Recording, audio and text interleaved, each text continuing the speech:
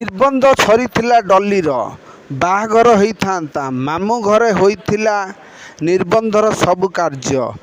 କିନ୍ତୁ ତା ପରଦିନ ତାଙ୍କର ଏକ ବିଲ ମଝିରୁ ବାହାରିଲା ଡଲିଙ୍କର ମୃତ ଶରୀର ଏବଂ ତା ବେକକୁ କୁଡ଼ାରୀରେ 11 ଥର ହଣା ହୋଇଯାଇଛି। କ'ଣ ପାଇଁ ଡଲିର ଏପରି ଅବସ୍ଥା ହେଲା?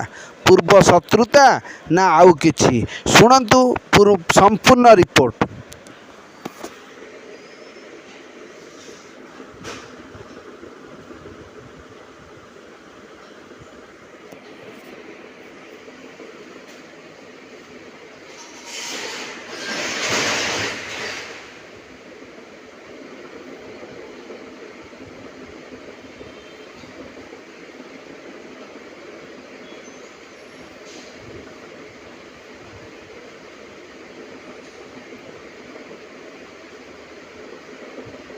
ସୁଗାରରେ କଣ ଡଲି ଯେ କି ଜଗତସିଂହପୁରର ଝିଅ, ଯାହାର ବିଭାଘର ଲାଗିଯାଇଥିଲା ଏବଂ ମାମୁଁ ଘରେ ନିର୍ବନ୍ଧ ହୋଇଯାଇଥିଲା। ମାମୁଁ ଘରେ ବାହାଘର ହୋଇଯାଇଥାନ୍ତା। ଘରକୁ ଆସିଥିଲା, ବାପାକୁ କହିଲା ଯେ ମୁଁ ଯାଉଛି ବୁଲିବା ପାଇଁ। ଝିଅ ଯାଇଛି ତ ଯାଇଛି, କିନ୍ତୁ ଝିଅର ଆଉ ଅତାପତା ନାହିଁ। ବିଲରେ ମିଳିଲା ଝିଅର ଲାଶ। ମା ବୋବାଳଉଛି, କାନ୍ଦୁଛି, କାନ୍ଦିକି ଝିଅକୁ ଖୋଜୁଛି। ବାପାର ଶତ୍ରୁତା ଥିଲା ଗାଁରେ ଗୋଟେ ଲୋକ ସହିତ। ପୋଲିସ ସବୁ ଦିଗରୁ ତଦନ୍ତ କରୁଛନ୍ତି। କିଏ ମାରିଛି ଡଲିକି? ତାର ପୂର୍ବ ପ୍ରେମିକ ନା ବାପାର ଲାଗିଥିବା ଯେଉଁ ଶତ୍ରୁତା, ଘରର କଳି ଲାଗିଥିଲା, ସେ ଶତ୍ରୁତାକୁ ମାରିଛି? କିଏ ମାରିଲା ଡଲିକି? ଯଦି ମାରିବାର ଥିଲା ଏକାଥରେ କାହିଁ ନ ମାରିଲା?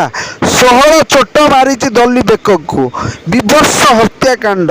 କି ନୃଶଂସ ମଣିଷ! ଏଇଭଳି ଭାବରେ ଯଦି ଲୋକମାନେ ରାକ୍ଷସ ପାଲଟି ଯାଆନ୍ତି ତାହେଲେ ଲୋକ ବଞ୍ଚିବେ କିପରି? ଆଜିକାଲି ଝିଅ ପିଲାମାନଙ୍କୁ ରାତିରେ ଛାଡ଼ିବାକୁ ଲୋକମାନେ ଭୟ କରୁଛନ୍ତି। କ'ଣ କରୁଛି ପ୍ରଶାସନ? କ'ଣ କରୁଛି ଏ ଆଇନ? କ'ଣ କରୁଛି ଏ ସଂସାର? ଇଏ ଲୋକମାନେ କ'ଣ ଏଇ ଝିଅଟାକୁ ଫେରେଇ ଦେବେ? ଏ ଆଇନ କାନୁନ କ'ଣ ଫେର ଏ ଝିଅଟା ଜୀବିତ କରିଦେବ? ଏହା ହେଉଛି ପ୍ରଶ୍ନବାଚୀ।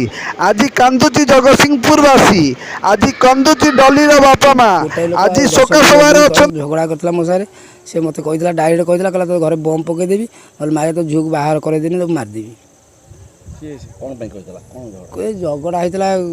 ଗୋଟେ ଘର ତିଆରି ହେଉଥିଲା, ସେ ଆମେ ଏଠି ବୁଝାସୁଝା କରୁଥିଲୁ, ଯୋଗାଯୋଗ କରୁଥିଲୁ। ଯୋଗାଯୋଗ କରିବା ଭିତରେ ସେ ଲୋକକୁ କହିବା ଭିତରେ ମୁଁ ଟିକେ ବାହାରି ପଡ଼ିଲି। ମୁଁ କହିଲି କାହିଁ କହୁଛୁ, ବାହାର ଲୋକଙ୍କୁ କହୁଛୁ କାହିଁ? ଏଇ ସାରା ଝଗଡ଼ା ହେଇଥିଲା। ମୁଁ ଥାନାରେ ବି ଏଫଆଇଆର ଦେଇଥିଲି। ସେ ଦାଦା ଘରକୁ ଯାଇନି, ଆମ ଗାଁର ପାଇଯାଉ, ତାଙ୍କ ଘରକୁ ଯାଆନ୍ତି। ତାଙ୍କ ଘରେ ସେ କେହି ନଥିଲେ। ମୁଁ ନଥିଲି ଘରେ, ମୁଁ ଗାଡ଼ି ଯାଇଥିଲି। ତାପରେ ତା ବୋଉ ଯେତେବେଳେ ଯାଇଥିଲା ବେଳେ ସେତେବେଳେ ଦେଖିଲା ଡଲିର ମୃତ ଶରୀର ଏବଂ ରକ୍ତ ଜୁଡ଼ୁବୁଡ଼ୁ ଶରୀର। ଆକୁ ଦେଖିଲା ପରେ ପୋଲିସକୁ ଫୋନ୍ କରାଯାଇଥିଲା ଏବଂ ପୋଲିସ ଆଜି ତଦନ୍ତ ଜାରି ରଖିଛି। ଜଗତସିଂହପୁରର ଏ ନ୍ୟୁଜ୍ଟି।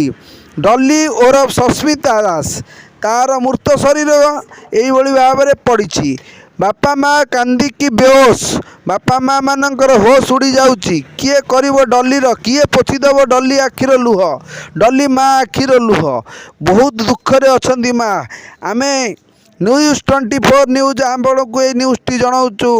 ଡଲିକୁ ଯେଉଁମାନେ ମାରିଛନ୍ତି ତାଙ୍କୁ କଠୋରରୁ କଠୋର ସଜା ଦିଆଯାଉ ଏବଂ ଆମେ ତ ସରକାରଙ୍କୁ ଅପିଲ କରୁଛୁ, ଯେଉଁମାନେ ଦୋଷୀ ସେମାନଙ୍କୁ ଫାଶୀ ଦଣ୍ଡରେ ଦଣ୍ଡିତ କରାଯାଉ ଏବଂ ଡଲିର ବାପା ମା ମାନଙ୍କୁ ସାନ୍ତ୍ୱନା ଦିଆଯାଉ। ସାନ୍ତ୍ୱନାମୂଳକ ଭାବରେ କିଛି ଅର୍ଥରାଶି ଯଦି ପ୍ରଦାନ କରନ୍ତେ ଆମେ ବହୁତ ଖୁସି ହୁଅନ୍ତୁ। ମୁଁ ମୋହନ ସରକାରଙ୍କୁ, ଆମର ବିଜେପି ସରକାରଙ୍କୁ, ଆମ ଦେଶର ସରକାରଙ୍କୁ, ଲୋକଙ୍କ ସରକାରଙ୍କୁ ଅନୁରୋଧ କରିବି News24 ମାଧ୍ୟମରେ, ଉତ୍ତମ 24 ନ୍ୟୁଜ୍ ମାଧ୍ୟମରେ, ଯେ ଡଲିର ହତ୍ୟାକାରୀକୁ ଫାଶୀ ଦଣ୍ଡ ମିଳୁ ଏବଂ ଲୋକଙ୍କୁ ଯେଉଁମାନେ ଏହାକୁ ଘଟେଇଛନ୍ତି ତାଙ୍କୁ କଠୋର ସଜା ମିଳୁ ଏବଂ ଡଲିର ଫ୍ୟାମିଲିଙ୍କୁ କିଛି ଅର୍ଥ ସାହାଯ୍ୟ ଦେଲେ ମୁଁ ଚିର ଉପକୃତ ଆମେ ହେବୁ। ମୋ ଚ୍ୟାନେଲ୍ ମାଧ୍ୟମରେ ଯେଉଁମାନେ ଏ ଭିଡ଼ିଓଟି ଦେଖୁଛନ୍ତି, ଏ ଭିଡ଼ିଓଟିକୁ ପ୍ରଥମେ ସବସ୍କ୍ରାଇବ୍ କରନ୍ତୁ ଏବଂ ସେୟାର କରନ୍ତୁ, ଯାହାଫଳରେ ଏ ନ୍ୟୁଜ୍ଟି ସବୁଆଡ଼େ ପହଞ୍ଚି ପାରିବ ଏବଂ ଡଲିକୁ ନ୍ୟାୟ ମିଳିପାରିବ। ସସ୍ମିତା ସାହୁ ଡଲି ଯିଏକି ଜଗତସିଂହପୁରର ଝିଅ, ଯାହାର ବାହାଘର ହେବାର ଥିଲା କିନ୍ତୁ ବାହାଘର ହୋଇପାରିଲା ନାହିଁ। ଝିଅ ବାହା ହେବ କ'ଣ, ମୃତ୍ୟୁରେ ବରଣ କଲା।